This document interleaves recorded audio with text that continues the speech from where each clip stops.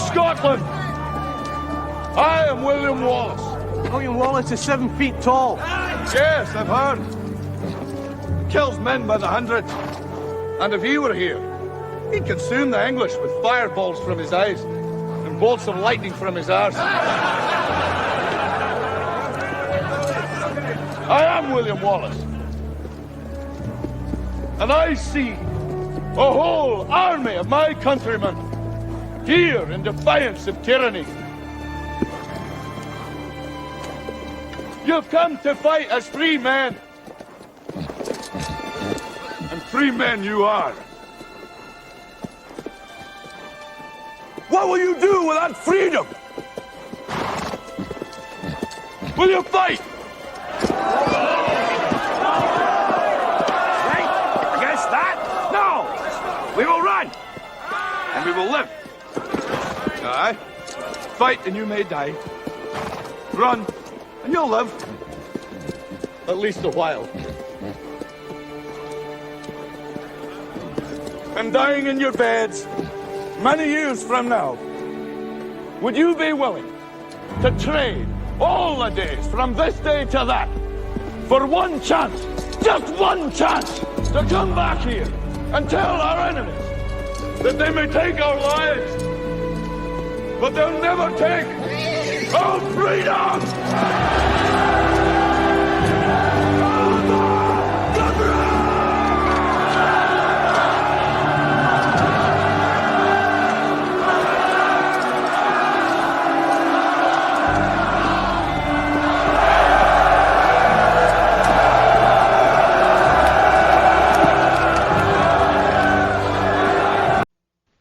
Industries of Cuba.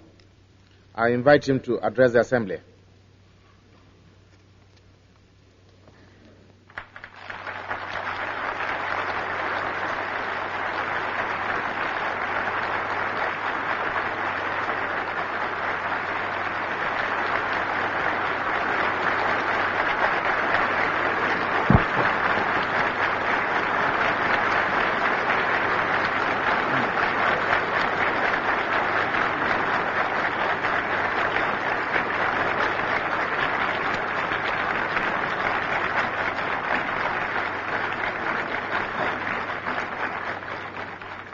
Señor Presidente, señores delegados, la representación de Cuba ante esta Asamblea se complace en cumplir, en primer término, el agradable deber de saludar la incorporación de 3 nuevas naciones al importante número de las que aquí discuten problemas del mundo. Saludamos, pues, en las personas de su presidente y primeros ministros, a los pueblos de Zambia, Malawi y Malta, y hacemos votos porque estos países se incorporen desde el primer momento al grupo de naciones no alineadas que luchan contra el imperialismo, el colonialismo y el neocolonialismo. Hacemos llegar también De las clases dominantes de países latinoamericanos contra nuestra revolución. En otros, más tristes aún, es producto de los deslumbrantes resplandores de Mamón. Como es de todos conocido, después de la tremenda conmoción llamada crisis del Caribe, los Estados Unidos contrajeron con la Unión Soviética determinados compromisos que culminaron en la retirada de cierto tipo de armas que las continuas agresiones de aquel país, como el ataque mercenario de Playa Girón y las amenazas de invadir nuestra patria, nos obligaron a emplazar en Cuba en acto de legítima e irrenunciable defensa. Pretendieron los norteamericanos, además, que las Naciones Unidas inspeccionaran nuestro territorio, a lo que nos negamos enfáticamente, ya que Cuba no reconoce el derecho de los Estados Unidos ni de nadie en el mundo a determinar qué tipo de armas pueda tener dentro de sus fronteras. En este sentido, solo acataríamos acuerdos multilaterales con iguales obligaciones para todas las partes. Como ha dicho Fidel Castro, mientras el concepto de soberanía exista como prerrogativa de las naciones y de los pueblos independientes y como derecho de todos los pueblos, nosotros no aceptaremos la exclusión de nuestro pueblo de ese derecho. Mientras el mundo se rija por esos principios, mientras el mundo se rija por esos conceptos que tengan validez universal, porque son universalmente aceptados y consagrados por los pueblos, nosotros no aceptaremos que se nos prive de ninguno de esos derechos. Nosotros no renunciaremos a ninguno de esos derechos. El señor secretario general de las Naciones Unidas, U Thant, entendió nuestras razones.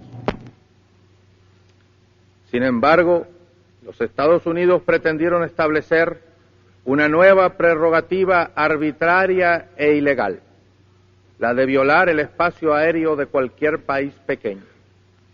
Así han estado surcando el aire de nuestra patria aviones U-2 y otros tipos de aparatos espías que con toda impunidad navegan en nuestro espacio aéreo.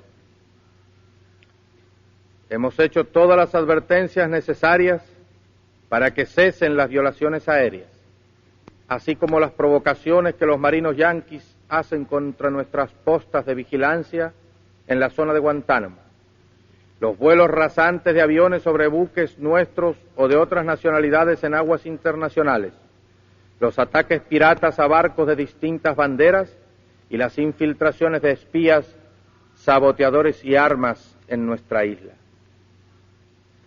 Nosotros queremos construir el socialismo. Nos hemos declarado partidarios de los que luchan por la paz. Nos hemos declarado dentro del grupo de países no alineados, a pesar de ser marxistas-leninistas, porque los no alineados como nosotros luchan contra el imperialismo. Queremos paz. Esta disposición nueva de un continente de América está plasmada y resumida en el grito que día a día nuestras masas proclaman como expresión irrefutable de su decisión de lucha, paralizando la mano armada del invasor. Proclama que cuenta con la comprensión y el apoyo de todos los pueblos del mundo y especialmente del campo socialista encabezado por la Unión Soviética. Esa proclama es patria o muerte.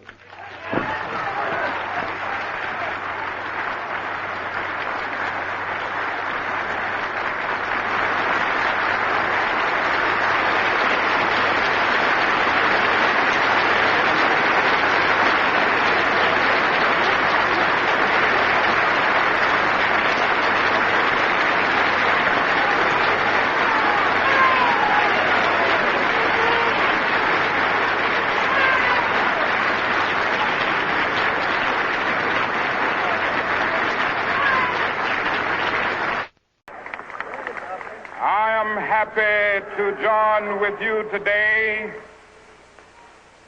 in what will go down in history as the greatest demonstration for freedom in the history of our nation.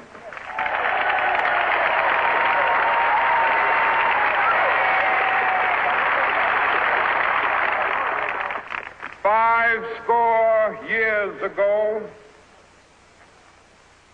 a great American in whose symbolic shadow we stand today signed the Emancipation Proclamation. This momentous decree came as a great beacon light of hope to millions of Negro slaves who had been seared in the flames of withering injustice. It came as a joyous daybreak to end the long night of their captivity. But 100 years later, the Negro still is not free. 100 years later, the life of the Negro is still sadly crippled by the manacles of segregation and the chains of discrimination. 100 years later, The Negro lives on a lonely island of poverty in the midst of a vast ocean of material prosperity. 100 years later, the Negro is still languished in the corners of American society and finds himself in exile in his own land. I still have a dream. It is a dream deeply rooted in the American dream.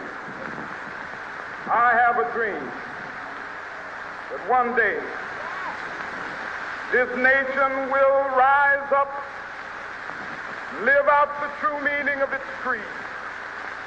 We hold these truths to be self-evident, that all men are created equal.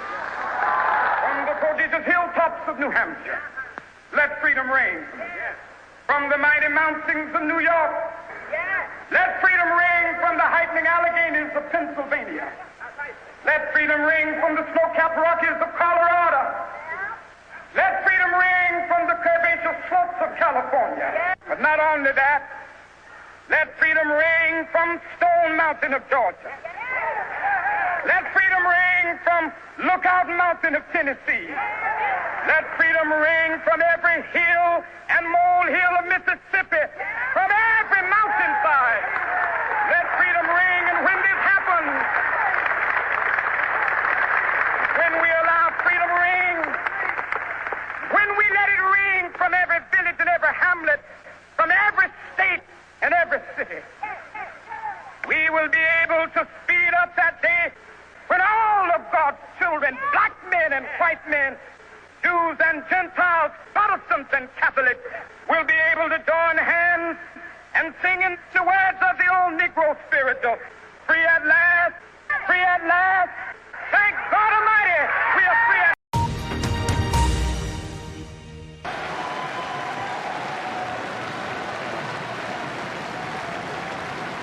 I would just like to remember some words of St. Francis of Assisi, which I think are really just particularly apt at the moment. Where there is discord, may we bring harmony. Where there is error, may we bring truth. Where there is doubt, may we bring faith. And where there is despair, may we bring hope. What we've got is an attempt to substitute the rule of the mob for the rule of law. And it must not succeed. To those waiting with bated breath for that favorite media catchphrase, the U-turn, I have only one thing to say. U-turn if you want to.